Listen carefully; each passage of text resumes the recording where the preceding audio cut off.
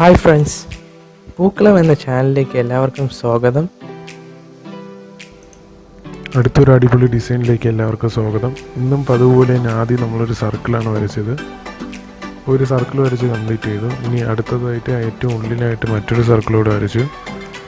രണ്ട് സർക്കിളാണ് നമ്മൾ ടോട്ടൽ ഉള്ളിലായിട്ട് വരച്ചത്. ഓക്കെ, ഉള്ളിലത്തെ സർക്കിൾ കണക്ട് ചെയ്ത്, അതായത് അതിൻ്റെ അടുത്തായിട്ട് മറ്റൊരു സർക്കിളൂടെ വരച്ചു. ടോട്ടൽ നമ്മൾ 3 സർക്കിളാണ് വരച്ചത്.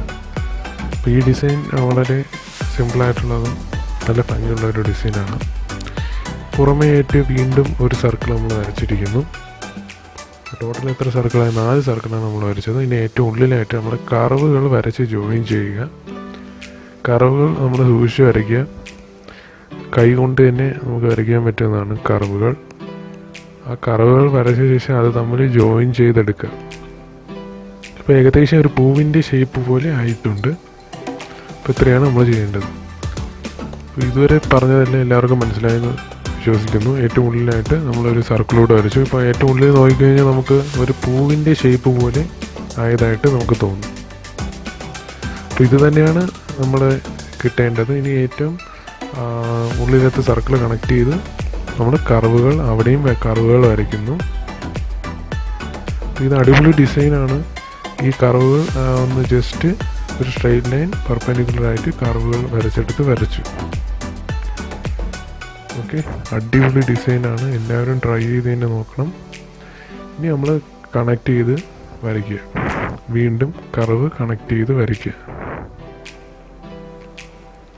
അപ്പോൾ ഇത്രേ നമ്മൾ ചെയ്തിട്ടുള്ളൂ.